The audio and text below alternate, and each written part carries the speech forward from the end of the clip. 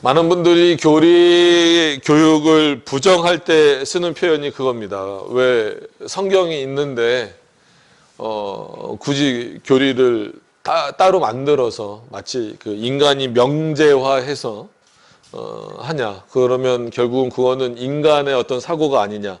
아니면 인간이 그 성경을 오히려 명제화시켜서 성경을 그 교리라는 틀에 맞추는 거 아니냐? 이렇게 이제 비판하는 분들도 있는데, 그거는 오히려 오직 성경 개념을 좀 잘 이해하지 못했기 때문에 나오는 그런 겁니다. 그래서 늘 말씀드리다시피 어느 사람이든지 교리가 없지 않아요. 교리라고 하는 것이 자기가 만들어 놓은 어떤 틀이에요. 그래서 오직 성경이 좋죠. 반드시 우리는 오직 성경의 개념을 가지고 있어야 됩니다. 그럼에도 불구하고 전체 성경이라는 개념을 동시에 가지고 있어야 됩니다라고 늘 말씀드리는 것은 각자의 틀이 다 다르기 때문에 그래요. 그렇기 때문에 뭐 큐티 자체를 부정할 수는 없어요. 그럼에도 불구하고 큐티는 좀 조심스럽다 이렇게 말씀드리는 것은 너무 개인적으로 보게 되는 경우가 많기 때문에 그렇습니다. 그렇기 때문에 그런 것들을 좀 방지하기 위해서 이런 교리들이 있는 거예요. 그래서 이런 교리들이 각자에 있는 그런 어떤 내용들을 좀 이렇게 한 곳에 잘 정리해서 바로 성경을 좀 하나님의 뜻 그대로 볼 수 있도록 만들어주는 어떤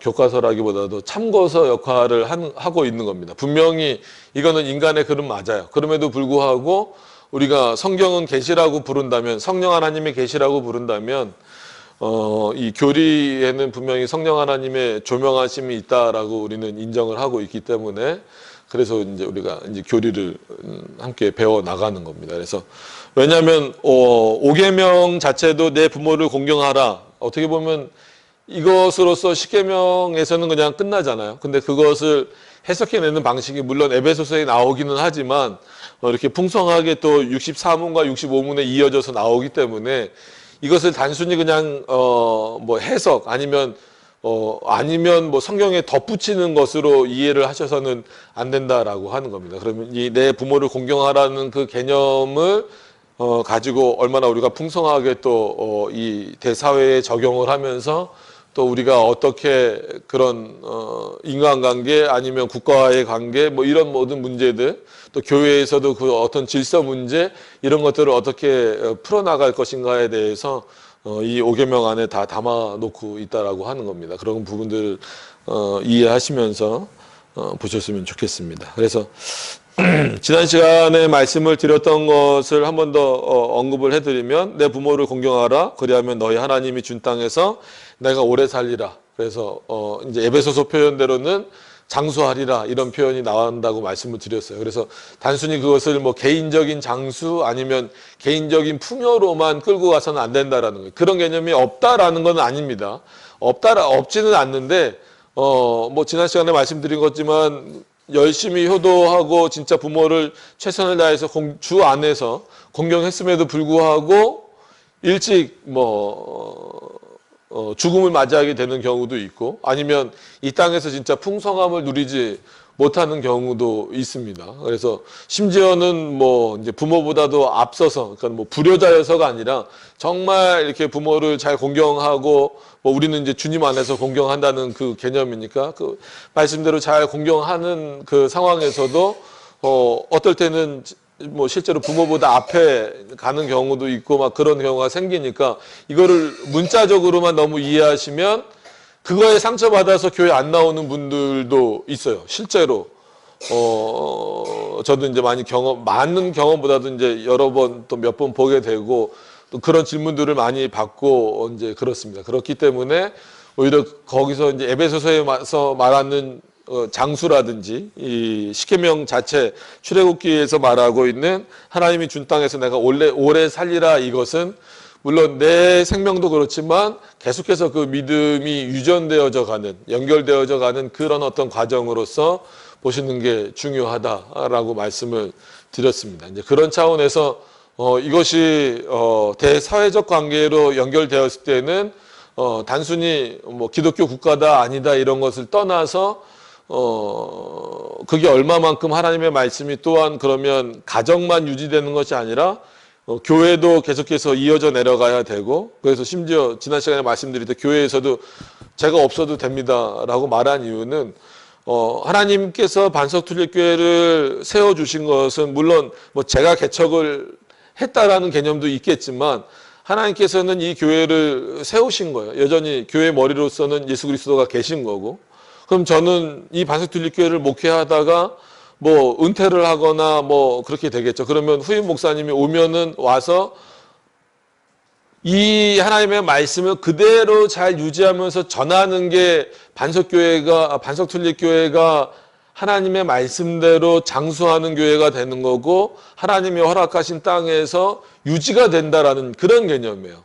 근데 후임이 와서 예를 들어서 개혁신학 다 틀렸으니까 다 뒤집어 엎는다라든지 뭐 이런 일들이 발생이 되면, 그래서 이제 뭐 몇몇 교회들 보면 뭐 이 교파에 있다가 뭐 저 교파로 가는 경우도 있고, 뭐 교단을 옮기는 경우도 있고, 물론 어떤 때는 뭐 그래야 되는 이유도 있고 분명히 그럴 수밖에 없는 상황이 생기기도 하지만, 그렇지 않고 어떤 이해관계에 따라서 그렇게 옮겨지는 경우들이 있기 때문에 그런 부분들을 전체적으로 이 5계명 안에서 또 다루고 있다라고 하는 것을 우리가 보시면서 이해를 하셨으면 좋겠습니다. 그래서 일단 앞에 설명이 너무 길면 또 내용을 설명하기에 시간이 없으니까 5계명 64문부터 먼저 한번 보겠습니다. 자, 64문에 보시면 제5계명이 명하는 것은 무엇인가 이렇게 나왔습니다. 그래서 알고 계시죠? 내 부모를 공경하라 이겁니다. 근데 그것을 우리가 조금 더 확대해서 이해를 하면 어디까지 볼 수 있냐라는 그 차원입니다. 제5계명이 명하는 것은 각 사람에게 속한 지위와 인륜관계 곧 상하와 평등을 따라 높일 자를 높이고 행할 일을 하라 하는 것이다 라고 하는 겁니다. 그래서 구체적으로 우리의 아버지다라고 표현할 수 있는 분은 하나님이시잖아요. 그러니까 물론 우리 육신의 부모님이 다 있고 뭐 육신의 아버지도 있고 육신의 어머니도 있고 뭐 살아 계시든 아니면 뭐 돌아가셨든 다 육신의 부모가 있어요. 그럼에도 불구하고 가장 우리를 창조하신 분으로서 우리에게 있어서 부모라고 했을 때에는 하나님이시다라는 거예요. 그렇기 때문에 이 5계명의 수준을 지난번 말씀드린 것처럼 이 도덕적인 수준으로 확 떨어뜨려서 그냥 학교에서 도덕 교육하듯이 뭐 부모님 말씀 잘 들어라, 뭐 잘 들어라 이 정도로만 끝나면 안 된다라는 거예요. 그래서 아까 점심시간 때 잠깐 카톡이 와서 이렇게 봤는데 그 뭐 어느 지역마다 이제는 뭐 우리나라도 이제 지방자치제니까 그게 좀 다 달라요. 학생 뭐 그 인권 규례나 이런 것도 지방마다 좀 달라진다 그래요. 그래서 뭐 이제 어딘지 모르겠지만 어디 걸 보내줬는지 아까 자세히 못 봤어요. 그 봤는데 뭐냐면 그 뭐 여러 가지 내용들이 있지만 오늘 5계명과 관련되면 이미 선생님들이 때리질 못하잖아요. 그죠? 때리질 못하니까 할 수 있는 게 뭐 벌점 주는 거, 그 다음에 벌도 못 줍니다. 손 드는 것도 안 돼요. 손 드는 것도 시키면 안 돼요. 저희 때는 뭐 손 드는 건 벌도 아니죠. 차라리 손만 들면 되죠. 그 위에다가 걸상도 올리고 책상도 올리고 그렇게 들고 서 있고 막 그랬었던 기억이 나는데 뭐 밖에 나가서 뭐 뺑뺑이 돈다 그러고 얼차례 받는다 그러고 뭐 이거는 군대에서만이 아니라 진짜 그냥 학교 때도 그랬죠. 특히나 중고등학교 때 저는 계속 남고 남중 이렇게 다니다 보니까 그냥 선생님들한테 맞는 건 뭐 일상이었어요. 그래서 뭐 폭력 학교라는 그런 개념이 아니라 근데 그거를 거부할 수 있다라는 거예요.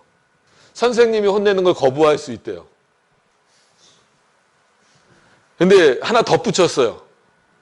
엊그제 발표된 건 이게 이제 시행이 될지 통과가 될지 안 될지는 모르겠는데 부모가 혼내는 거를 거부할 수 있대요. 이제 그 거부하는 방식이 뭐 112 신고하는 거죠. 그래서 실제로 그게 통과된 다음에 선생님들이 곤혹을 많이 치렀잖아요. 아시다시피 뉴스나 이런 데 보면 112에 막 신고하고 애들이 막 선생님이 혼내는 거. 그러니까 지들이 잘못한 거는 생각 안 찍고 선생님이 혼내는 것만 이렇게 막 핸드폰 들어서 찍고 막 그런 경우 있잖아요. 근데 이제 집에서도 그렇게 생겼어요. 핸드폰을 사주지 말든지. 사주면 아마 한 대 때리려고 그러면 찍을 거예요. 찍고 바로 이거 전송할 거예요. 112로. 막 이런 시대가 되어올 것 같아요. 그래서 오전에도 말씀드린 것처럼 여러분 그 시대마다 교회가 핍박당하는 방식이 참 다르지만 다양하지만 이것도 또 하나의 다른 거일 수 있어요. 그러니까 그런 차원에서 이 5계명에 대한 부분이 인권조례에도 그렇게 걸리는 거예요. 그러니까 그것을 쉽게 여러분들이 생각하시면 안 됩니다.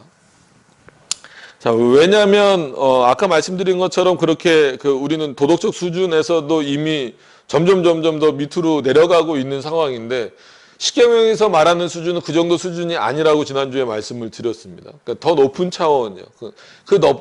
왜 이 5계명에서 그렇게 넓어지냐면 정말 우리의 부모가, 그러니까 이렇게 표현은 하는 것도 틀린 건 아니지만 육적인 부모는 육적인 부모고 영적인 부모는 하나님이시다. 틀린 말은 아니지만 뭔가 아쉬워요. 그러니까 그러면은 하나님이 우리의 영적인 부모만 되시는 겁니까? 우리의 육신의 부모는 안 되는 거예요, 하나님이? 하나님이 우리의 육신도 창조하신 거예요. 우리는 창조설입니다. 그냥 보통 생육법이라는 어떤 그런 표현을 우리가 쓰기는 하지만 하나님께서 창조하신 방식이에요. 그래서 영혼 선제설이 있고 영혼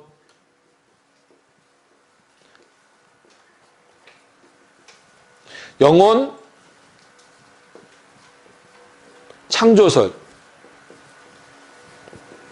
뭐 유전설도 있고 뭐 하고 많은데 유전설은 뭐 여기서 얘기할 필요 없고 갑자기 여기서 이 말씀을 드리는 건 뭐냐면 어거스틴은 창조설 입장이었는데 선제설을 좀 받아들였다고 말씀을 드렸어요. 근데 칼빈은 명확하게 창조설 입장에 서 있습니다. 그러니까 영원 선제설이라는 건 뭐냐면 창조되기 전에 이미 모든 사람들, 즉 하나님이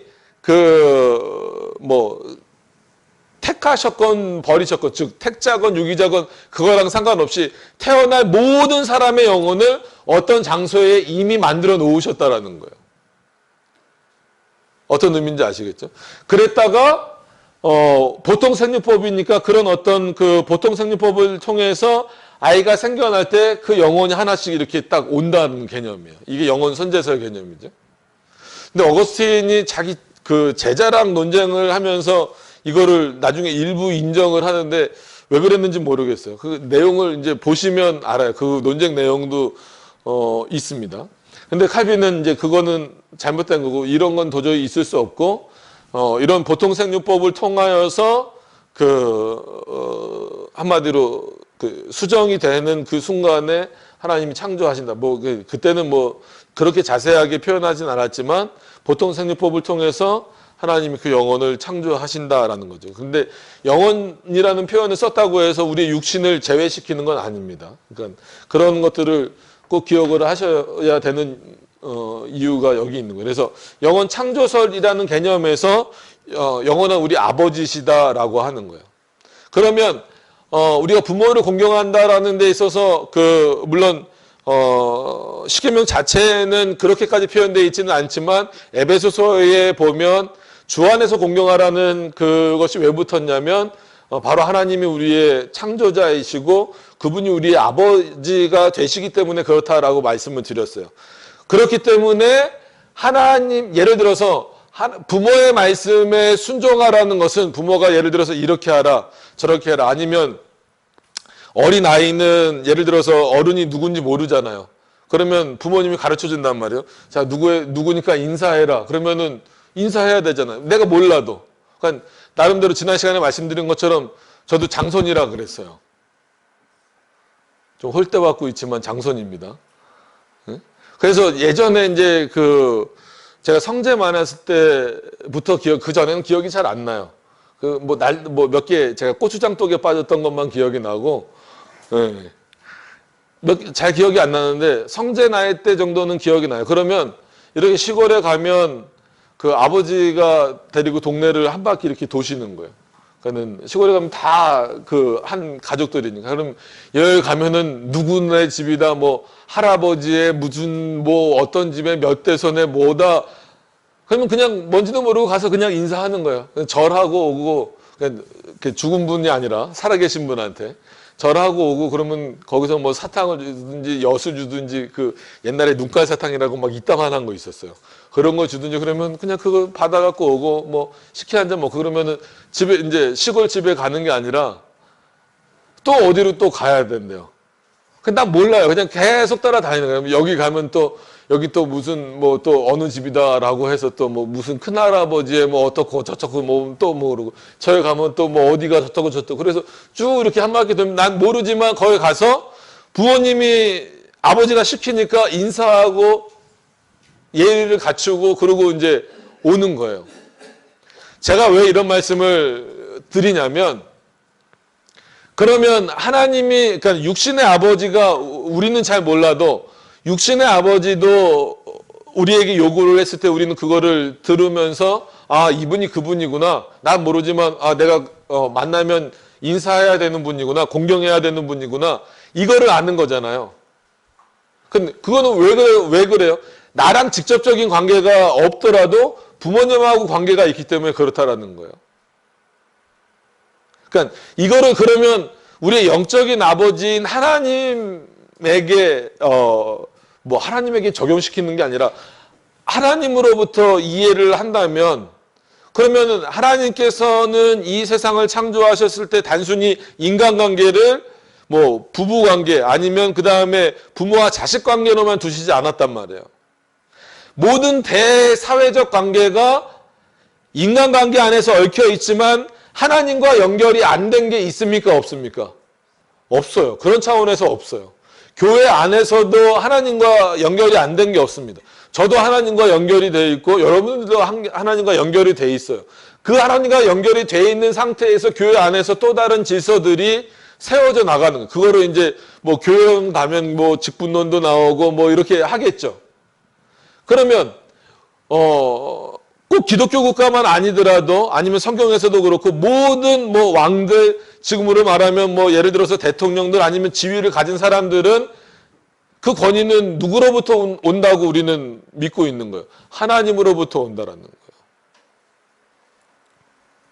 그러니까 5계명의 범위가 넓어지는 거예요.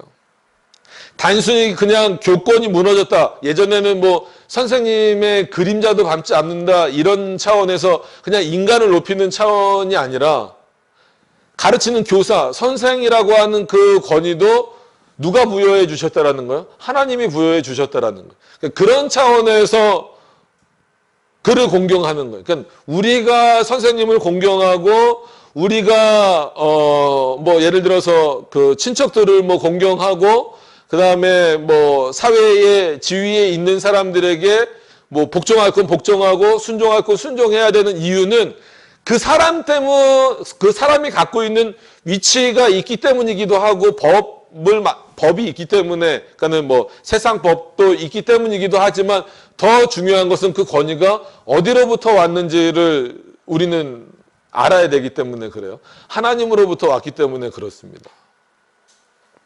그래서 국가관에 있어서도 마찬가지예요. 국가관에 있어서도 솔직한 얘기로 우리가 원하는 사람, 여러분들이 뭐 지난 대선에서도 아마 그 뭐 찍은 사람이 된 분들도 있을 거고, 안 찍었는데 된 경우도 있을 거고, 여러 경우가 많을 겁니다. 그럼에도 불구하고 선거 전에는 이 사람이 좋다, 저 사람이 좋다 하지만, 일단 선거가 끝나고 결과가 나오면 그것은 세상 법이 그렇게 정했으니까 받아들이는 수준이 되면 안 돼요. 솔직히 기독교인들은. 마음에 들든 마음에 들지 않든 그것은 누구의 권위로 받아들여야 돼요? 하나님이 세우신 권위로 받아들여야 돼요. 일단. 그래서 성경에서도 보면 그렇기 때문에 하나님을 잘 섬겨야 된다는 게 뭐냐면, 악한 왕이 세워졌다라고 했을 때 하나님이 그 악한 왕에게 불순종을 요구하지 않아요. 순종을 요구해요. 그러면서 백성들이 저 왕은 악합니다라고 말했을 때 되돌려서 너희가 너희 죄 때문에 그 왕이 세워졌다라는 거예요. 그러면서 그 권위를 부정하지 말라는 거예요. 그 악한 왕은, 그 악한 왕을 세운 내가, 즉 하나님이 알아서 형벌을 내리시든 어떻게 하시든 할 거다라는 거예요. 그러니까 이 문제가 상당히 어려워요. 그러면은 국가 간에 있어서 무조건 순종해야 되느냐? 그건 아니. 그러면 기독교 강요나 이런 게 나오지 않았죠. 그러면 우리가 저항할 수 있는 방식은 뭐냐라고 했을 때, 거기서 좀 약간 좀 나눠요. 조금은 나뉘기는 하지만 칼빈 같은 경우는 폭력은 쓰지 마라. 그리고 펜과 칼로 싸워라. 그래서 기독교 강요를 목숨을 걸고 쓴 겁니다. 근데 쯔빙글리는 뭐 다 아시는 것처럼 전쟁에서 전사를 해서 일찍 이제 하나님 앞에 갔죠. 그래서 쯔빙글리를 굉장히 이렇게 좀 뭐라 그럴까요? 마치 깊은 내용이 없는 신학자처럼 이해하는데 그렇지 않아요. 그런 어떤 그가 갖고 있는 국가관에 의해서 전쟁에 나가서 일찍 죽었기 때문에 그렇지, 쯔빙글리가 담아내고 있는 그 신학은 짧지만 굉장히 핵심적인 내용들이 많습니다. 예를 들어서 신구약 통일성이라는 용어 자체도 쯔빙글리가 제일 먼저 썼어요. 예를 들면 그런 겁니다. 그런 부분들이 있습니다. 근데 예를 들어서 이제 존 녹스 같은 경우는 칼빈 계열, 칼빈의 계열이라고 봐야죠. 칼빈의 계열임에도 불구하고 칼빈하고는 조금 달라요. 그러니까 교회에 심각한 타격을 국가가 주게 된다면 전쟁이라도 해야 된다. 이게 또 존 녹스의 입장이에요. 그러니까 이런 부분에서 약간 조금 국가 간의 차이는 있습니다. 그러니까 이거는 이제 나중에 이제 국가관을 또 다루게 될 때 조금 더 자세히 말씀을 드리겠지만, 기본적으로 칼빈이 자신의 제자들이 막 죽어나가고 막 이런 현상을 보면서도 총칼을 드는 대신에 펜을 들어서 왕에게 정중하지만 내용은 상당히 비판적인 내용입니다. 기독교 강요 그 초판. 그래서 기독교 강요 최종판도 중요하지만 초판을 보시라고 제가 여러 번 말씀을 드리고, 그 다음에 초판 중에서도 헌사라 그래서 이제 이거를 누구에게 쓰는지 왜 쓰는지에 대한 그 내용이 나와요. 헌사에 대한 부분을 꼭 보셔야 됩니다. 그래서 헌사가 충분히 이해가 되셔야 기독교 강요를 쓰는 이유가 거기 다 나오거든요. 그래서 초판 1536년판이 초판입니다. 1536년판. 그거는 꼭 사서 보셨으면 좋겠어요. 그 중에서도 다 보셔야 되지만 헌사 부분을 여러 번 반복해서 좀 읽어보시면 칼빈이 기독교 강요를 왜 쓰려고 하는지에 대해서 아실 수 있습니다. 그러니까 내용도 상당히 중요하지만 그 의도가 이제 중요하기 때문에. 그래서 칼빈은 그런 어떤 국가관을 가지고 있었기 때문에 자기의 제자들이 죽어나감에도 불구하고 폭력 대신에 성경과 펜으로, 즉 글로 저항하는 방식이에요.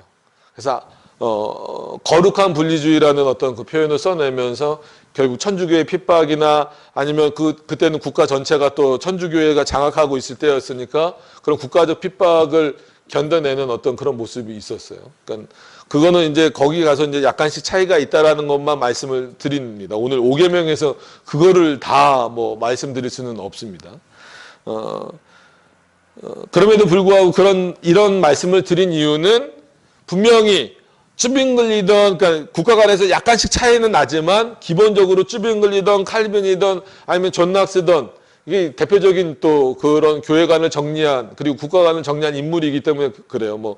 길레스피도 마찬가지고, 예를 들면은 아시는 것처럼 크로멜 잘 아시잖아요. 그럼 크로멜 이건 세계사 책에도 나오니까, 이 사람 같은 경우는 스코틀랜드 지역에 있으면서도 좀 자기 욕심이 좀 들어가긴 했지만, 전쟁으로서 어떻게 그 당시에도 영국은 약간 이렇게 뭐라 그래요? 좀 같은 잉글랜드라는 그 개념이 있지만 그 안에 이렇게 좀 스코틀랜드, 잉글랜드, 아일랜드 이렇게 좀 나눠지는 그런 개념들이 그때도 있었어요. 지금처럼 세분화되지는 않았어도. 거기서 이제 좀 영국 본토죠. 이렇게 거기를 이렇게 좀 자기가 장악하려는 어떤 그런 의도가 있어서 전장을 좀 쓰긴 했지만, 어쨌거나 그럼에도 불구하고 우리는 그런 사람들이 기본적으로 갖고 있는 생각은 뭐냐면 약간의 국가 간의 차이는 있어도 기본적으로 그 모든 권위는 누구로부터 온다라는 거예요? 하나님으로부터 온다라는 거예요. 그러니까 이게 나라에 가장 크게 먼저 적용을 시킨 거는 나라에 그렇게 적용을 시켰을 때에는 그 밑에도 다 마찬가지다라는 거예요. 그러니까 그런 차원에서 교회도 마찬가지입니다. 교회에서도 그러니까 저도 그렇고 여러분도 그렇고 늘 말씀드리지만 하나님 앞에서는 똑같아요. 뭐 직분을 따지기 이전에 하나님의 사랑과 하나님의 긍휼이 필요한 똑같은 사람입니다. 저도 연약해요. 가끔 예전에 이제 들었을 때 선생님을 너무 막 높였던 사람들은 선생님은 화장실도 안 가는 것처럼 이렇게 그런 얘기들 많이 하고 그랬었어요. 예전에. 그러니까 그런 거죠. 목사님은 마치 화장실 그럼 죽으라고요?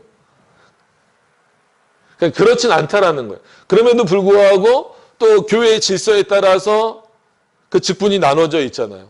그 직분이 나눠져 있고 해야 될 일이 나눠져 있으면 그 권위도 결국은 교회가 예를 들어서 노회가 안수를 주고 뭐를 했다 할지라도 당회가 안수를 주고 했다 할지라도 그 권위는 어디로부터 온다라는 것을 인정하는 거예요.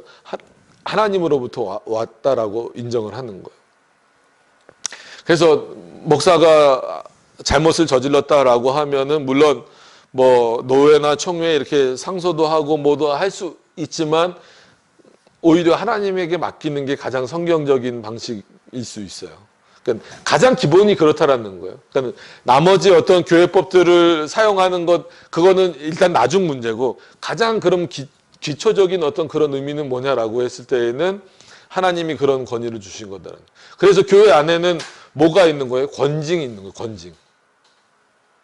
하나님이 직분만 세워놓고 끝나는 것이 아니라 그 직분에 합당하게 하지 못했을 때 교회가 교회의 이름으로가 아니라 하나님의 이름으로 교회가 대신해서 권징을 내리는 그런 관계까지 이제 포함이 되는 겁니다. 그래서 그런 차원에서 이 5계명의 범위가 우리가 평상시에 생각했던 것보다 훨씬 확 넓어지는 거예요. 그러니까는 내 부모를 공경하라라고 했을 때 그것을 단순히 그냥 육신적인 부모로 제한시켜 버리면 어떻게 보면 64문과 65문은 조금 무리가 따를 수 있어요. 아니면 10계명이 아닌 에베소서에 대한 내용을 마치 그 10계명 안으로 이렇게 끌어들어온 것처럼 볼 수 있어요. 그러니까 에베소서 우리가 지난주에 읽었었잖아요. 그러니까 그렇게 생각하실 수 있는데 늘 그 기준을 우리 영원한 아버지인 하나님으로 두고 생각했을 때는 이 5계명은 범위가 이만큼 넓어진다라고 하는 겁니다. 자, 그럼 좀 살펴볼게요.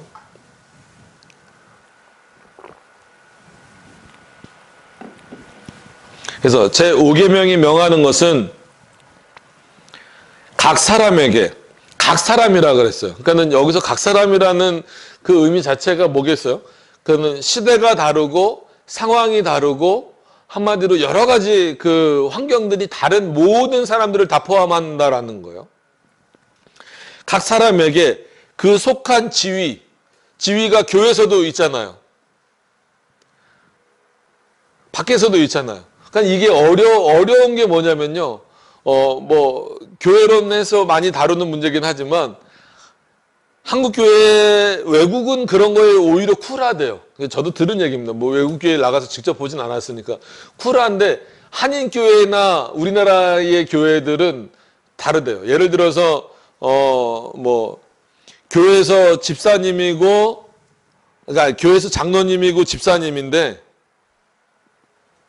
가정을 하는 겁니다. 가정을 하는. 교회에서는 이 A라는 사람이 장로고 B라는 사람이 그냥 집사라고 해봅시다. 집사라고 했어요. 근데 우연찮게 한 직장을 다니는 거예요. 직장에 갔더니 실제 이런 경우를 저는 듣기도 했고 직장에 갔더니 어떻게 된 거예요? 제가 어떤 예를 들 것 같아요? B가 상사고 A가 뭐라 그래야 돼요? 부하라 그래야 되나? 그냥 직원이라고 할게요. 둘 다 직원이겠지만 부하 직원 이렇게 된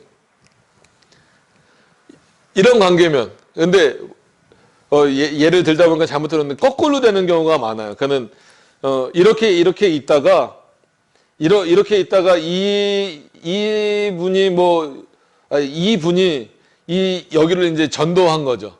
전도하다 보니까 와서 세상 직분에 따라서 교회 직분도 같이 이렇게 한마디로 레벨을 맞춰주는 이게 한국 교회의 또 특징 중에 하나래요. 그럼 여러분 같은 경우는 만약에 이런 경우가 있다면 어떻게 해야 될까요? 이게 좀 잘 안 보이실 수 있죠. 그러니까는 교회에서는 장로 그러니까 A가 장로고 B가 집사인데 직장에서는 같은 직장을 다닌다고 가정을 하는 거예요. 직장에서는 B가 나오죠. B가 상사고 A가 즉 장로인 사람이 부하 직원이에요. 그러면 어떻게 해야 될까요?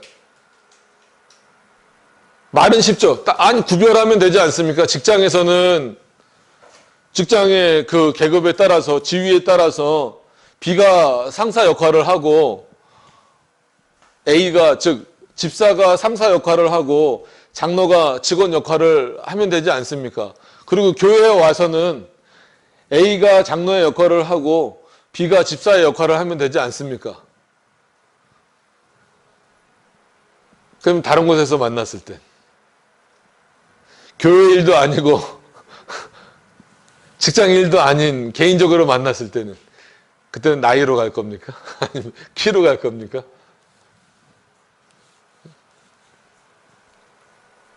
이게 참 애매한 문제예요. 근데 유독 한국 교회에서 이런 비슷한 사례가 많은 이유가 그런 데 있대요. 이 교회에서 그러니까는 한국 교회가 여러 가지로 많은 문제가 있어요. 그러니까 이 교회에서 직분을 줄 때도 정말 교회가 필요해서 그 다음에 이 사람이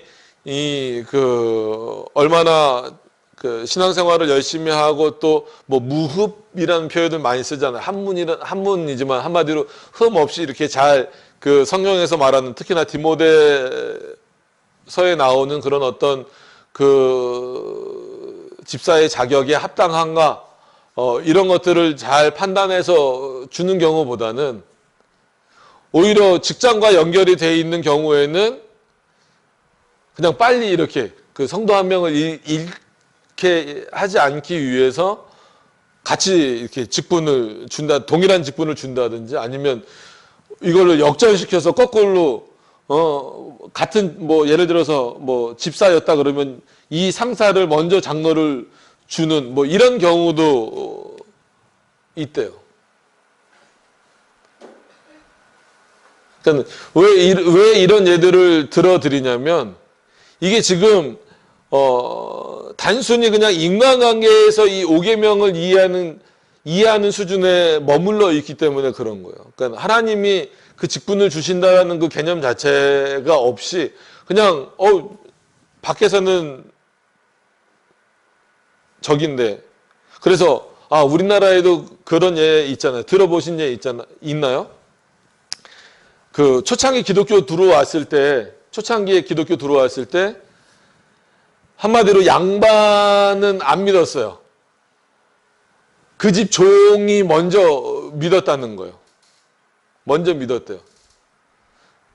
그래서 이 종이 집 주인을 한마디로 전도를 한 거예요.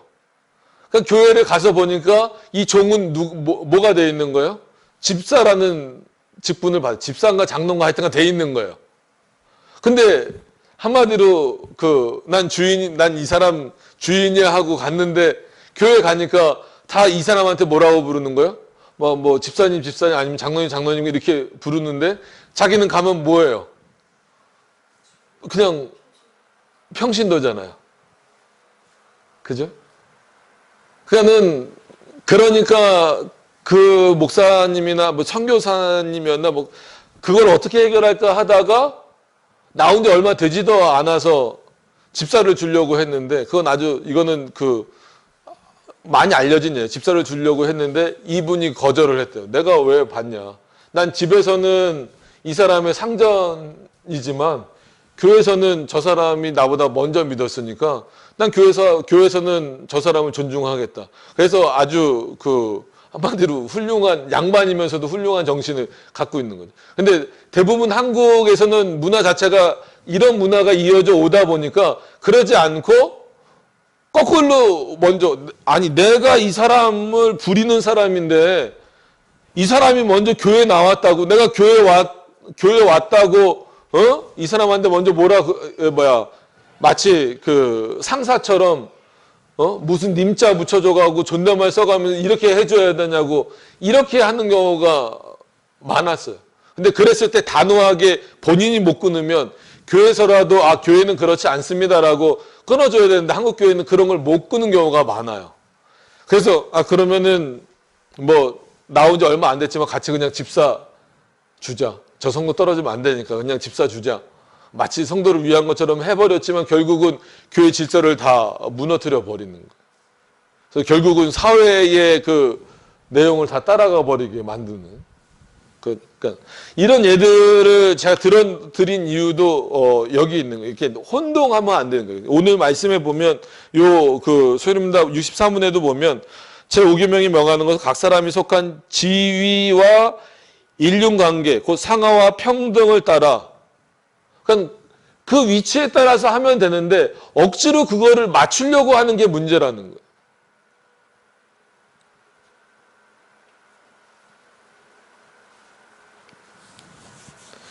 그게 참 어려운 문제입니다.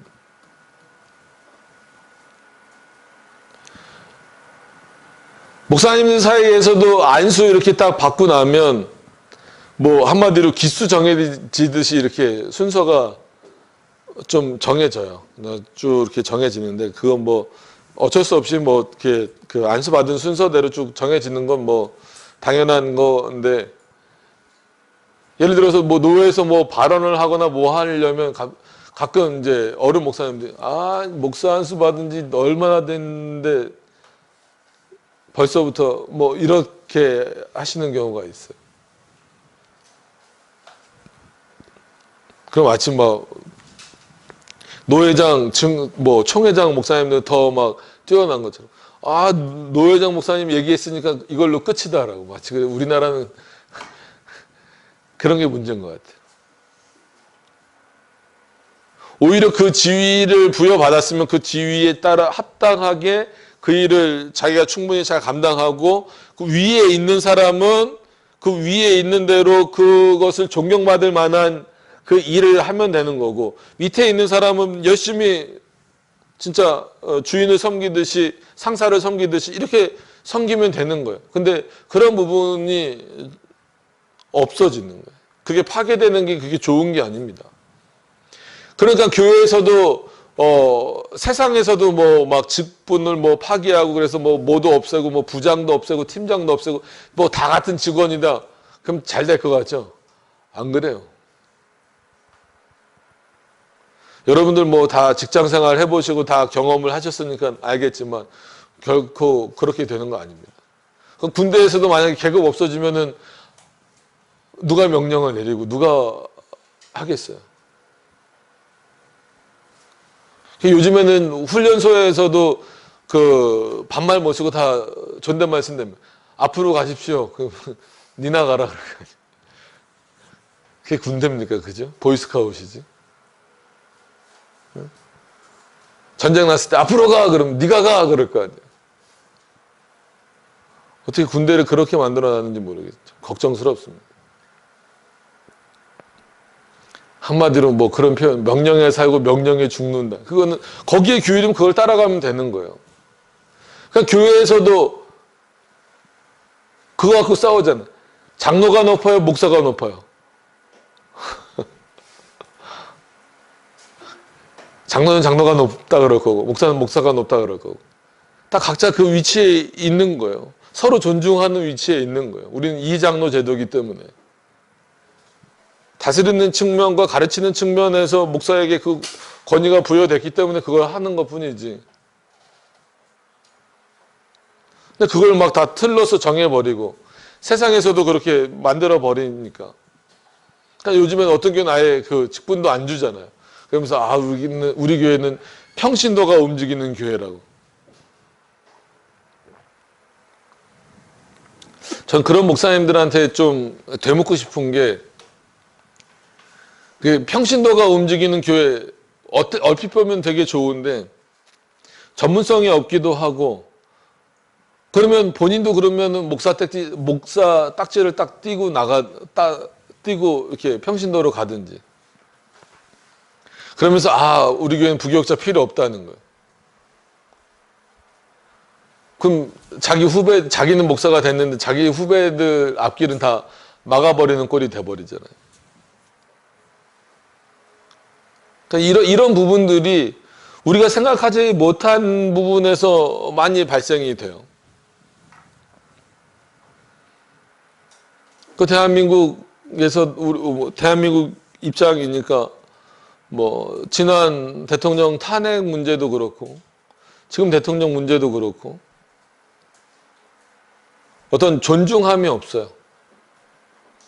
그러니까 자기의 이념에 맞건 안 맞건 뭐 그거를 얼마든지 판단하고 평가할 수는 있어도 그렇다라고 해서 그 권위를 인정하지 않으면 안 되는 거예요. 그러면 대한민국이 존재 자체가 안 되는 거예요. 인정할 건 인정해야 되는데 그 부분이 그렇게 쉽게 되질 않는다는 거예요. 그게 어려운 거예요.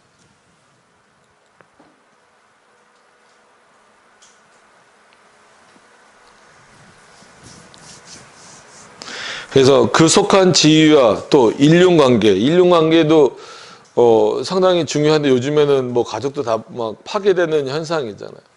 그죠? 그냥 막 다 무너지는 현상이죠.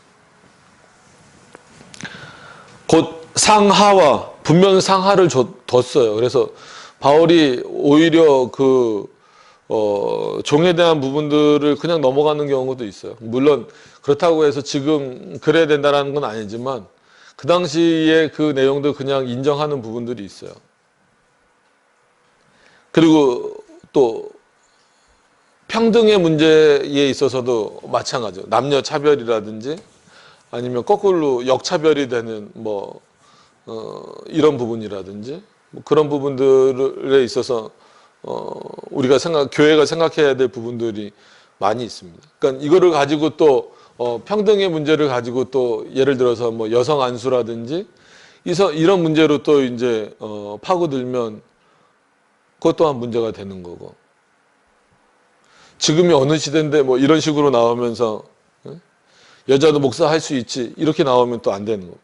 성경이 금하고 있는 거는 분명히 금하는 거예요. 예를 들어서 디모데전서에서 감독의 자격, 즉 목사의 자격은 한 집안의 가장이 된다라는 것만 표현됐으면 오히려 애매할 수 있어요. 가장은 여자도 될 수 있으니까 남자가 만약에 죽었을 때에는. 근데 분명히 거기서 한 여인의 남편이 되면라고 분명히 나왔단 말이에요. 그리고 그 앞에 보면은 창조 질서로 올라갑니다. 바울이 그래서 그 부분을 그거는 그 당시 그 상황에 따른 해석이다라고 사람들이 해석하는 경우가 있는데 그 1장 후반부에 보면은 그거를 바울이 어디까지 끌고 올라가서 그 개념을 설명하냐면 창조까지 올라가는 거예요. 창조까지 올라가서 누가 먼저다? 하와보다 아담이 먼저다. 그리고 타락의 순서의 문제에 있어서도 누가 타락했느냐? 그러니까 선과 악을 알게 하는 나무 열매를 누가 먼저 먹었느냐라고 했을 때 누가 먼저 먹었습니까? 아담이 먼저 먹었나요? 아니죠. 하와가 먼저 먹었죠. 그것까지 바울이 말하고 있어요. 그리고 그것을 근거로 해서 한 여인의 남편이 되며라고 분명하게 그 자격을 언급해 놨습니다. 이거는 그렇기 때문에 중간에 바뀔 수 있는 법이 아니에요. 그러니까 아무리 평등을 외치더라도 그거는 혼돈을 하면 안 돼요. 아무리 평등을 외치더라도. 교회에서도 마찬가지로 어떤 한 직분을 마치 이렇게 막 그 천주교처럼 높여도 문제예요. 그렇지만 그 회중교회처럼 침례교도 마찬가지지만 초기처럼 이렇게 마치 아무도 직분이 없이 그냥 다 같이 하다가 뭐 예를 들어서 이번 주는 뭐 제가 하고 다음 주는 성도님이 하고 다음 주는 성도님이 하고 설교를 이게 전형적인 그 회중교회 방식이잖아요. 하나님이 교회 질서를 그렇게 세우지 않으셨단 말이에요. 그런 거 흉내내는 여전히 흉내내기보다도 남아있는 게 뭐 이제 그런 선교 단체들 가보면 뭐 남아있잖아요. 간사는 뭔지 모르겠어요, 간사는. 너 뭐 하는 직분인?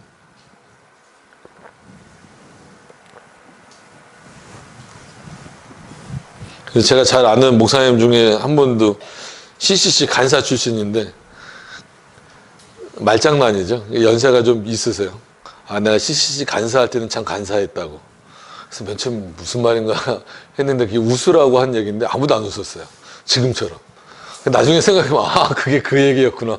예, 예, 그는 본인이 잘못 생각했다 이거죠. 오히려 그게 교회의 어떤 직분과 이런 것들을 청년들에게 좀 잘 심어주지 못하고 기존 교회를 파기하는 방식으로 가는 거다라고 하는 것을 잘 몰랐을 때 그렇게 했기 때문에 지금 본인이 목사가 되고 이렇게 교회를 이렇게 하다 보니까 아, 내가 그때 간사했던 게 참 정말 간사한 일을 했었던 거다 뭐 이랬던 거를 그렇게 말씀하신 건데 아무도 못 알았어요. 지금 여러분들처럼.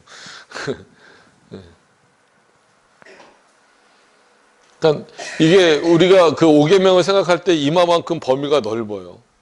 그래서 어떤 면에서는 하나하나 이거를 예를 들어서 풀어 나가기에는 상당히 오랜 시간이 필요합니다. 그래서 여러분들에게 제가 말씀드릴 수 있는 그거는 어떻게 보면 가장 그 본질적인 내용들만 이렇게 쭉 말씀드릴 수밖에 없어요.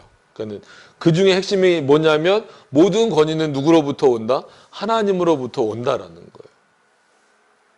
그러니까 예를 들어서 부모님의 육신적인 부모님의 권위도 그러니까 부모님을 통해서 내가 태어났기 때문만이 아니라 그 부모님도 누구로부터 권위를 부여받은 거예요.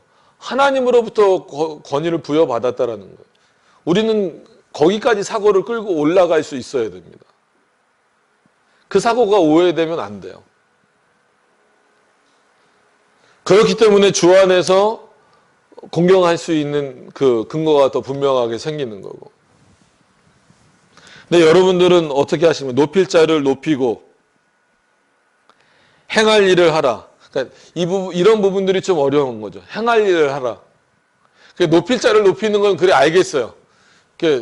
순종하라는 거예요. 그러면은 어디까지 순종해야 되나요? 이제 기본적인 거는 말씀을 드렸습니다. 기본적인 건 말씀을 드렸어요.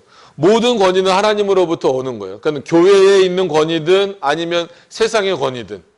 그래서 일단 교회에서도 질서에 순종하셔야 돼요. 그러니까 솔직한 얘기로 저보다 인생의 경험이 풍부하고 신앙생활도 저보다 훨씬 많이 하신 분들이 계심에도 불구하고 제가 목사라는 직분을 가지고 있기 때문에 여기 서서 설교를 하고 있는 겁니다.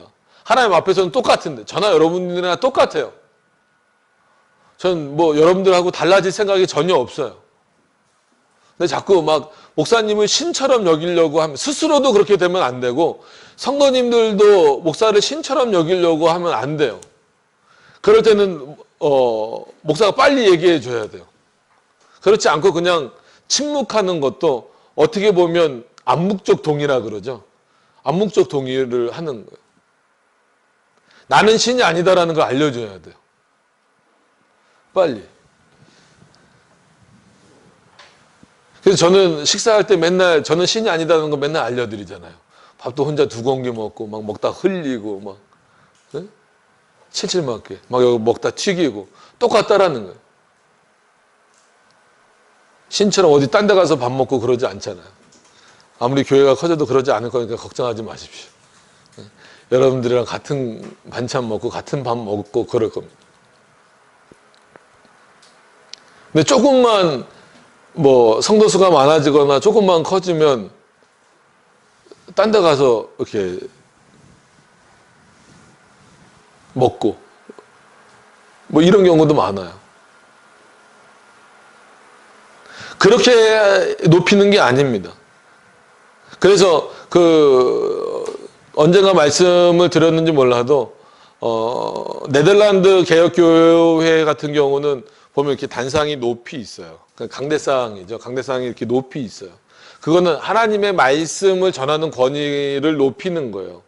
그래서 목사님이 맨 위에 올라가서 앉아 계신 게 아니라 밑에 있어요. 밑에서 같이 예배 드리다가 설교를 하는 그 시간이 되면 올라가는 거예요. 올라가서 설교를 하고 설교가 끝나면 하나님의 사랑이 울리죠. 그죠? 설교가 하나님의 사랑입니다. 그죠? 설교가 끝나면 내려와서 같이 또 하나님 앞에 예배 드리는 거예요.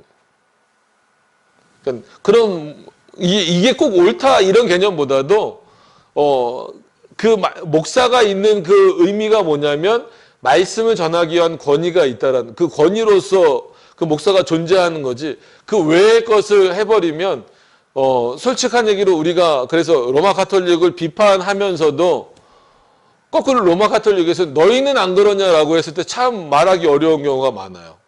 예를 들면 그 교황무호설이 어디에만 해당되는 건지 아시죠? 우리는 보통 교황무호설 그러면 교황이 하는 말은 다 오류가 없다 이렇게 이해하는 경우가 대부분인데 그렇지 않아요. 교황무호설은요. 교황이 해석하는 성경은 오류가 없다는 거예요. 그렇게 받아들이는 거예요. 그렇게 이해를 해야 돼요. 근데 어떤 분들은 뭐 막 이렇게 저도 부흥회 뭐 이렇게 기도원 부흥회 이런 데 가서 막 봤는데 자, 여러분들 이거 훈련입니다. 아멘하는 훈련입니다. 제가 이렇게 손을 들어도 아멘하고 제가 이렇게 뒤를 돌아봐도 아멘하고 막 그러면서 막 시켜요. 막. 그걸로만 한 20-30분 끌어. 나도 그러면 한 3시간 설교할 수 있을 것 같아. 그게 뭐예요? 아멘이 그렇게 함부로 하는 거 아닙니다. 그렇잖아요. 아멘이 그런 뜻이 아니잖아요. 그건 벌써 천주교에서도 기독교가 그렇다는 거 알아요. 그러니까 니네 우리 비판할 거 아니다. 최소한 우리는 그렇게 가진 않는다라는. 그러니까 그래서 더 심각한 타락을 말하는 거예요. 목숨을 걸고 종교개혁을 했는데 종교개혁 이제 500년 조금 지났는데 오히려 그보다 더 못하게 가버리니까. 그럼 그런 차원에서 교회 안의 질서도 그겁니다. 그러니까 연장자로서 존중할 것은 존중하고 그럼에도 불구하고 이 예배 시간에 있어서만큼은 어쨌거나 목사로서 앞에 섰을 때 하나님의 권위를 쓴 거예요. 근데 여기서 내려갔을 때는 그 권위가 없다고 갑자기 내려갔을 때 어이 병석 씨 이렇게 부르시면 안 됩니다. 그렇긴 하지만 그렇다고 해서 내려가서까지 막 뭐가 달라지는 게 아니에요. 그러니까 이 우리나라 사람들은 그런 게 있잖아요. 막 그런 능력들이 많이 있을 것 같으니까 물론 서로 기도 부탁을 하는 거죠. 그래서 어떤 분도 그래요. 제가 성도님들한테 이런 문제로 기도 부탁드립니다. 그러면 주변에서 목사가 그러면 안 돼. 그럼 면이 안 서 그 목사 권위가 떨어져. 성도들이 목사에게 기도를 부탁하게 해야지. 목사가 성도들한테 기도를 부탁하면 성도들이 그거 뭐라고 생각하겠어? 여러분 뭐라고 생각하고 계세요? 저 목사는 맨날 그렇게 저기 할 게 많아서 성도들한테 제가 기도 부탁 맨날 드리는 거 아시잖아요. 하고 계시는 거예요? 안 하고 계시는 거예요? 기도하고 계시는 거예요? 안 하고 계시는 거예요? 이 웃음은 이제 할 거예요? 아니면은 언제 기도 부탁했어요? 이런 거예요. 열심히 해주세요. 저도 열심히 하고 있습니다. 이거는 그냥 서로 기도하는 거지 제가 기도한다고 더 능력이 많은 게 아니에요. 그거는 은연중에 심겨져 있는 거예요. 목사님이 기도하면 목사님 기도를 더 잘 들어주시겠죠. 아니에요. 하나님은 자신이 기뻐하는 자, 자신에게 순종하는 자의 기도를 더 들어주시는, 그런 면에서는 어떤 면에서 보면 목사보다 여러분들의 기도를 하나님 더 잘 들어주실 수 있어요. 그러니까 저도 부탁하는 거예요. 그게 뭐가 어떻습니까? 그렇다고 권위가 떨어진다 그러면 그거는 잘못된 거예요. 그거는 권위가 아니에요. 제가 있는 권위는 여기서 하나님의 말씀을 전할 때 목사의 권위가 있는 거고, 교회 치료를 할 때 교회 그 권위가 있는 거지, 내려가서 밥 먹고 어디 걸어 다닐 때는 여러분들이랑 똑같아요.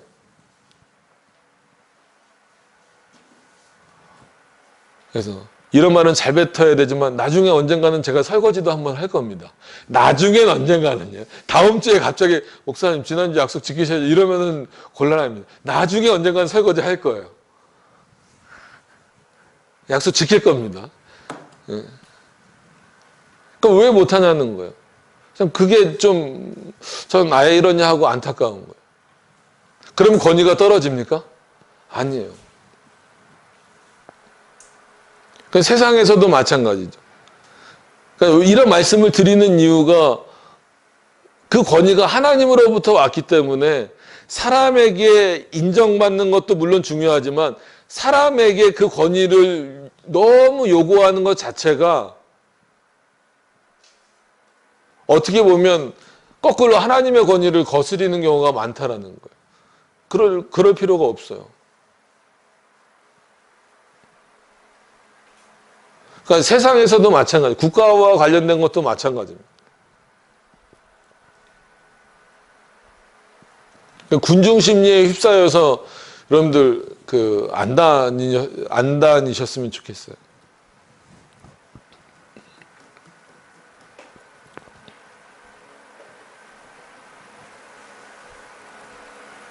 그래서 높일 자를 높이고, 그래서 마음에 들든 안 들든 세상에서도 지위가 높은 자들에 대해서는 인정을 해야 됩니다. 높여줘야 돼요. 그 권위를 인정을 해야죠. 그거를 뛰어넘으려고 그러면 안 됩니다. 인간관계에 있어서도 그렇고. 이게 살아가면서 상당히 어려운 문제예요. 가족끼리도 걸리는 문제가 있고.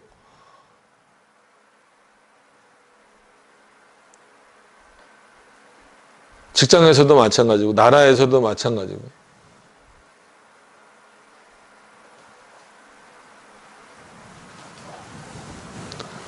뭐 어제처럼 뭐 동성애 이런 퀴어 축제 같은 거 할 때는 반대 집회 같은 거 얼마든지 나갈 수 있죠. 근데 함부로 저 안 나가는 게 시간이 없는 것도 그렇지만 그 반대 집회 하는 사람들 속에는 또 이단들이나 또 이런 데들이 참 그런 건 기가 막히게 또 파고들어요. 그 막 또 섞여 있어서 함부로 나가기도 좀 그렇고. 그런 부분에 있어서 교회의 생존이 걸렸을 때는 싸워야죠. 목숨을 걸고 싸워야죠.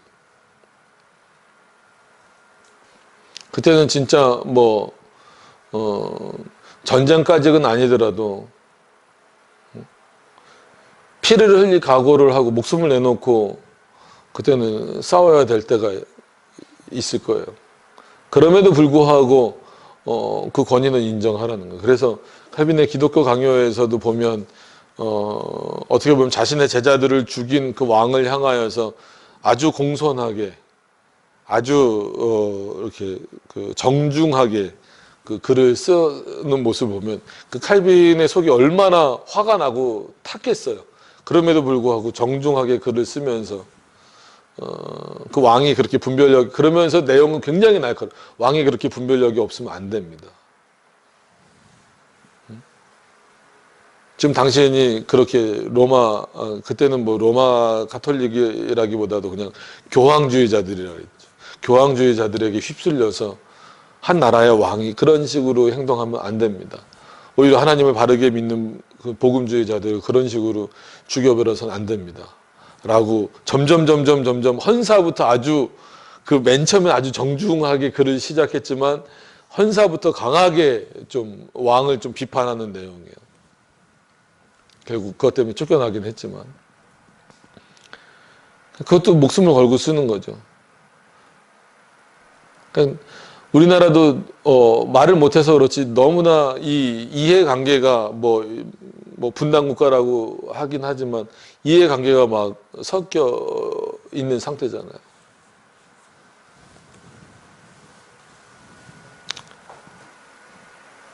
그래서 웬만하면은 정치적 발언은 교회에서 안 하려고 하지만 세월호 배지 달 거면 천안함 배지도 같이 다세요.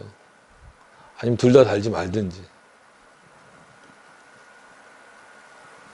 뭐가 중요한 건지를 조금 더 분명히 좀 생각을 하셨으면 좋겠어요.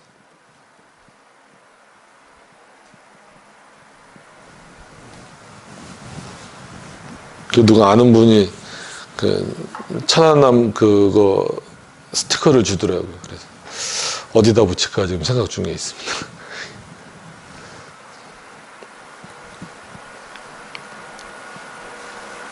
그럼에도 불구하고 그 권위는 여러분들이 인정하셔야 돼요. 그래서 뭐 예를 들어서 지금 대통령 이름을 가지고 함부로 뭐 이렇게 욕을 하거나 먼저 대통령 뭐 탄핵됐다라고 해서 그렇게 또 뭐 욕을 하거나 이러면 그거는 그리스도인답지 못한 거예요. 그냥 단순히 윤리적인 차원을 떠나서 그리스도인답지 못한 겁니다. 그러니까 그 정책이나 어떤 부분에 있어서 특히 교회에 해가 되는 부분에 있어서는 분명히 교회가 힘을 합쳐서 표현을 하고 말을 해야 되지만 그렇지 않은 부분에 있어서는 그 권위를 인정할 수밖에 없어요. 그리고 만약에 진짜 교회를 탄압하는 어떤 그런 뭐 지금은 대통령이겠죠. 대통령이나 아니면 뭐 지방자치단장들이 뽑혔다고 한다면 오히려 교회가 교회를 스스로 돌이켜 봐야 돼요. 성경에 있는 말씀처럼. 근데 그 일이 상당히 어려운 부분이어서 계속 말씀을 드리는 거예요. 5계명이 명하는 게 그거거든요. 근데 명하는 내용이 간단한 것 같지만 너가 가지고 있는 지위를 잘 지켜라. 이것도 어렵습니다. 인륜관계는 더 어려워. 이게 좋으면 좋은데 깨지기 시작하면 이건 한두 끝도 없어요. 아예 뭐 거의 원수처럼 지내니까. 그리고 상하관계도 분명히 있는 건 지켜야 되는 거예요. 그리고 평등에 있어서도 뭐가 평등인가? 하나님 앞에서 죄인으로서 우리는 평등한 겁니다. 그리고 나서 그러니까 여기에 뭐 인간의 존엄성도 당연히 들어가겠죠. 따라 높일 자를 높이고. 그러니까 여기까지는 그나마 그래도 뭐 설명을 드리지 않아도 이해를 하실 수 있을 텐데 행할 일을 하라. 그럼 행할 일이 뭐겠어요? 앞에 있는 것들을 전부 다 포함해서 하되 그럼에도 불구하고 거기에서 저항할 수 있는 그 부분들을 우리가 어느 정도 선까지 잡아서 해야 될 거냐라고 하는 겁니다. 그래서 세상법에 교회 문제를 세상법으로 끌고 가는 거는 교회가 참 부끄러운 일이기도 하고 또 오죽했으면 교회법에서 해결이 안 되니까 세상법으로 끌고 가고 이런 문제들을 보면 결국은 교회가 자기 얼굴에 침 뱉기밖에 못하고 있는 상황이 되는 겁니다. 그런 부분들을 여러분들이 기억하지 않으면 상당히 혼란스러울 수밖에 없어요. 그래서 이 5계명의 폭이 그 정도로 넓다라는 것을 기억을 좀 하셨으면 좋겠습니다. 그러니까 단순히 부모를 공경하라 해서 국가, 대사회관계 아니면 교회 안에서의 관계, 그 다음에 심지어 이웃 간의 관계, 그 다음에 가족 안에서의 그 가족과의 관계, 이 모든 부분까지 확대시키는 이유가 뭔가를 여러분들이 이 5계명을 통해서 그 분명하게 이해하지 못하면 국가 간에 있어서도 상당한 그 문제를 일으킬 수 있는 부분입니다. 어찌된 것 간에 여러 번 말씀을 뭐 드리고 표명을 한 것처럼 누구를 뭐 지지하고 누구를 지지 않아 할 수는 있지만 그 정책이 아니면 뭐 그 정책을 펼치는 사람이라든지 아니면 그 정책을 펼치는 당이라든지 거기가 뭐 기독교다 아니다. 한국에서는 그걸 따지기가 상당히 어렵습니다. 바탕이 그렇지 않기 때문에. 그러면 그게 하나님의 말씀에 침해가 되는지 안 되는지를 판단하는 게 우리들에게 있어서는 우선이 되어져야 되는데 이건 그게 아니고 자기 이념으로 가버리는 경우가 많아요. 그러니까 어떤 신학이라든지 하나님의 말씀에 따라서 성향이 그 정치적인 성향이 좌우되는 게 아니라 우리나라는 좀 독특하게 태어날 때부터 거의 이 성향이 좀 결정이 돼서 태어나는 경우가 많아요. 그 위에 신학이 덮어지다 보니까 그런 생각이 들어요. 서로 그래요. 어떻게 개혁신학을 하는데 진보적 생각을 할 수 있지?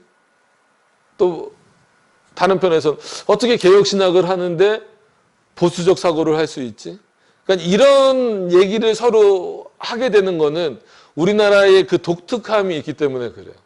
그러니까 종교가 어떤 이념을 결정하는 나라가 아니라 우리나라는 이미 여러 가지 그 주변 환경과 역사적 배경으로 인하여서 거의 대부분 이념이 정립된 이후에 신앙이든 그걸 신학으로 표현하든 이게 딱 덮어 씌워져 버리니까 이게 안에 바뀌질 않는 거예요.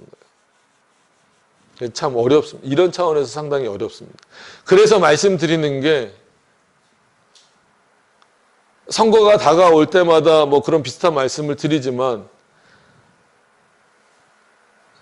특별히 어느 당을 보란 얘기가 아니라 그 사람이 주장하고 아니면 그 사람이 속해 있는 당이 주장하는 게 성경에 합당한 것인지 그리고 교회가 교회답게 서는데 합당한 것인지를 분별하셔야 된다라는 거예요. 그렇지 않으면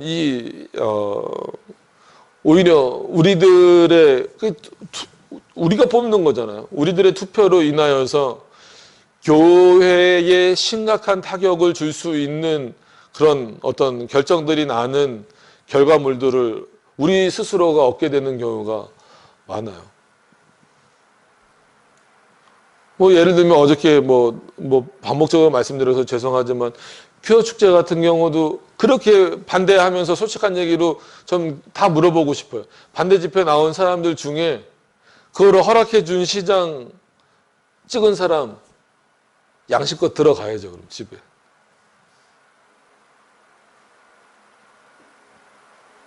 사전에 그 정책 얘기 나오잖아요. 거기서 분명히 언급이 돼 있었어요. 뭐 실명을 거론하긴 그렇지만 분명히 언급이 돼 있었어요. 이 여러 가지 문제를 묻는 것 중에 동성애에 대한 문제를 물어봤을 때 찬성한다, 반대한다, 아니면 대답을 뭐 유보한다 이런 게 다 있었단 말이에요. 그럼 기독교인들은 그거를 정말 깊이 살펴야 돼요. 그리고 나서 투표를 해야 되는 거예요. 난 예를 들어서 어느 지역 출신이니까 무조건 이 당, 나는 어느 지역 출신이니까 무조건 이 당 이렇게 돼버리면 안 된다는 거예요. 근데 그 결과물이 그 사람이 뽑혔고 그것을 지지하는 당이 정권을 잡게 됐어요. 그래 놓고선 반대 집회를 교회가 하는 거는 참 아이러니예요.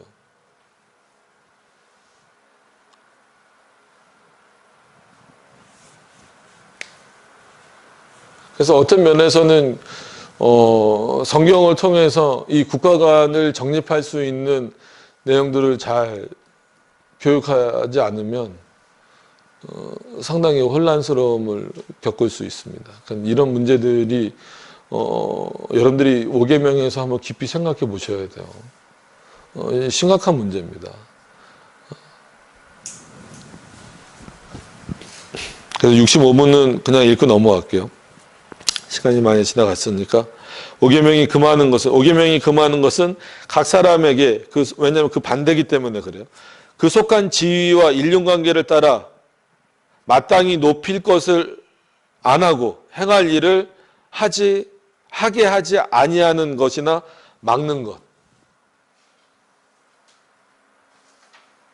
다음 시간에 이어서 하겠지만 이것도 금하는 거예요. 못하게 하면 안 됩니다. 그래서 앞에서는 특히나 교회 앞에 말씀을 들고 섰을 때는 균형을 유지하려고 그냥 애를 쓰는 거예요. 일방적으로 한쪽으로 몰아붙이거나 막으면 안 되니까. 그럼에도 불구하고 성도들로 하여금 말씀을 기준으로 하여서 올바른 분별력과 판단력을 갖게 하는 어떤 그런 의미들은 분명히 교육을 해야 됩니다. 어려서부터 교육을 해야 돼요. 그래서 지난 시간인가 수요일 날인가 저희 애한테도 물어봤잖아요. 6.25가 북침이냐 남침이냐. 그러니까 대답을 못해서 제 스스로도 아니 내가 이렇게 안보 교육을 잘못했나?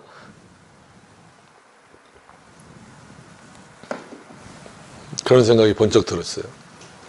그러니까 그런 부분들에 있어서 여러분들이 좀 분명히 하셔야 됩니다. 그래서 이 5계명이 이 정도로 범위가 넓다라고 하는 것을 기억을 하시면 교회 안에서도 마찬가지입니다. 교회 안으로 범위를 좁혀서 보면 여러분들이 서로 존중할 부분들을 존중하고 또 서로를 이렇게 높여줄 부분들을 높여주고 각자 할 일들에 대해서 또 열심히 하시고 그게 교회가 아름답게 유지되는 그러니까 그 교회의 머리 대신 예수 그리스도 안에서 한 지체되는 그런 모습으로 유지되는 것이다라고 하는 것을 우리가 잊어버려서는 안 되는 그런 내용입니다. 그래서 참 할 얘기가 많아요. 할 얘기가 많은데 촛불 집회도 그렇고 태극기 집회도 그렇고 양쪽 다 문제는 있긴 하지만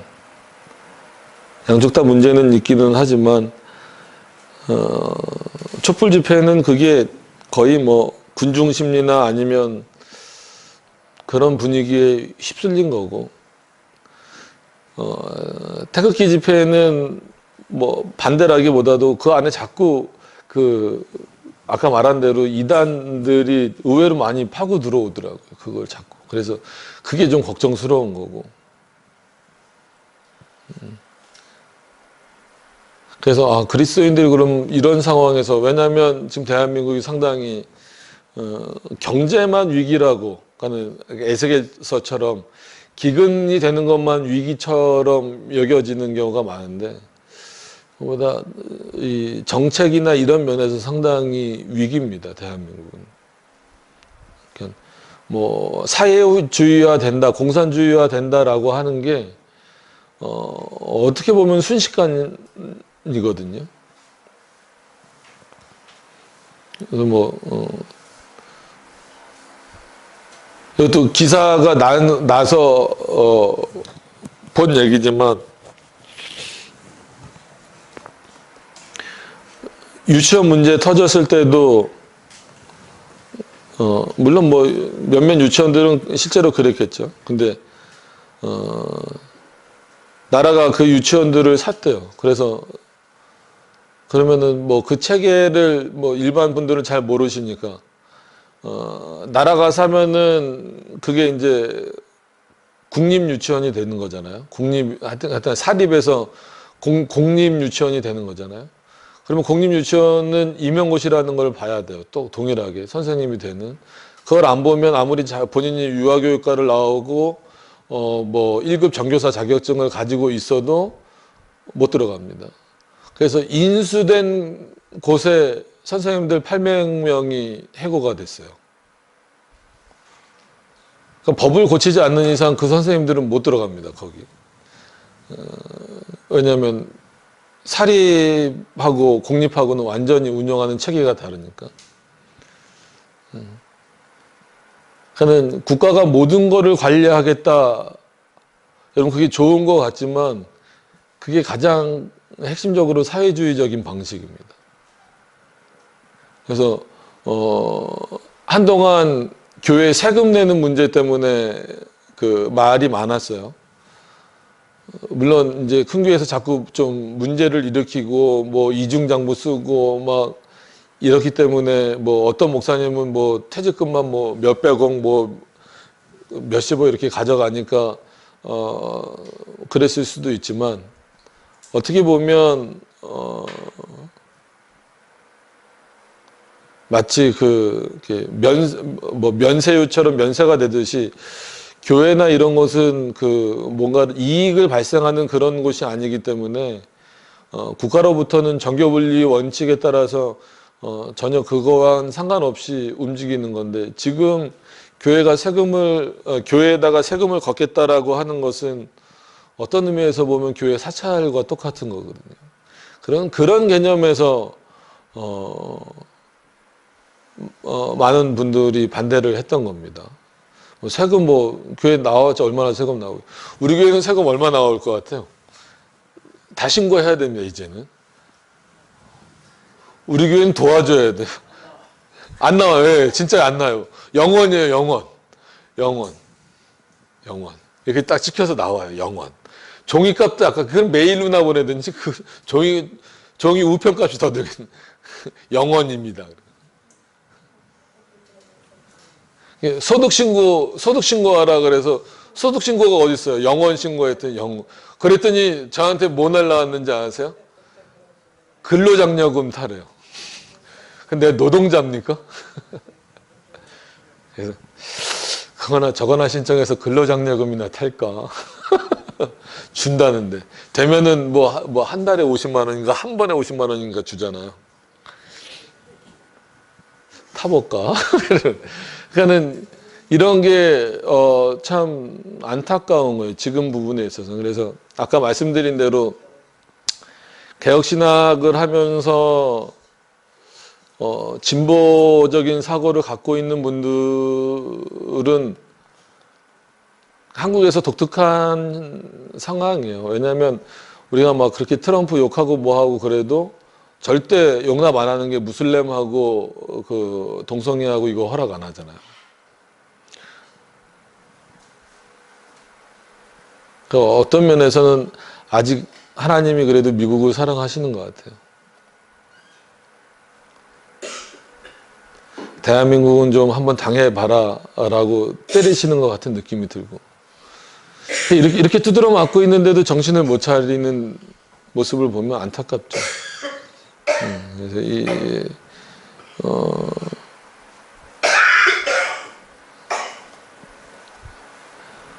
하나님을 섬기는 데 있어서 자유롭지 못하게 된다라는 게 얼마나 큰 문제가 될 것인가에 대해서 잘 인식을 못하는 좀 아쉬움이 있습니다. 그런 것들을 여러분들이 좀 생각을 하셨으면 좋겠어요. 그래서 저의 정치 성향이야 다 아시겠지만 그거를 지금 5계명에서 말할 내용은 아니지만 5계명의 내용을 그러니까 바탕으로 이것 자체를 걷어내버리면 안 돼요. 아무리 싫다라고 해서 걷어내버리면 그래서 어렵습니다. 걷어내버리면 안 돼요. 그건 하나님이 기뻐하시지 않습니다. 절대로. 그거를 존중하면서 그럼에도 불구하고 하나님이 원하시는 방식으로 해야 돼요. 반대로 예전에 이명박 대통령 같은 경우가 대통령이 됐을 때 교회에서 장로님이 대통령 됐다고 그거 좋아할 일 아닙니다. 대통령이랑 장로랑은 아무 상관이 없는 거예요. 그가 얼마나 이 나라를 이끌까 그게 중요한 거지. 근데 한국교회에서 되게 좋아했어요.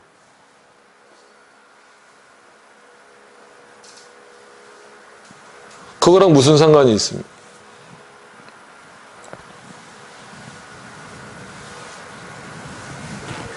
지금도 마찬가지고.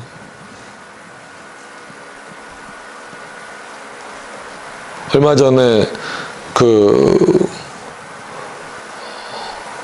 황교안 대표가 가서 합장 안 한 거, 당 대표 때문에 갈 수밖에 없지만 아무리 당 대표라고 하더라도 종교적 신념을 버릴 수 없죠. 그럼 자기네들은 교회 와서 기도할 거예요?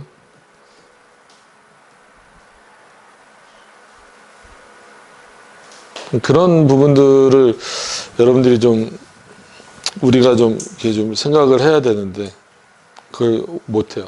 그래서 좀 안타까운 부분들이 많이 있습니다. 그래서 이 5계명이 참 풍성하게 나눠져야 될 내용들이 많이 있습니다. 그래서 이 안에서 우리가 어떤 부분들을 잘 선택해 나가야 될 것인가를 깊이 고민하시면서 여러분들이 다시 한 번 더 보셨으면 좋겠습니다. 그래서 다음 주에 또 이어서 계속 볼 텐데요. 다음 주에도 이 5계명과 관련돼서 우리가 어느 정도까지 그 범위를 넓혀서 생각을 해야 되는지. 그래서 오늘 뭐 약간 두서없이 말씀드린 것 같아서 죄송하지만 정리하면 그렇습니다. 모든 권위는 하나님으로부터 온다. 그렇기 때문에 이거를 도덕적 수준으로 떨어뜨리지 말아라.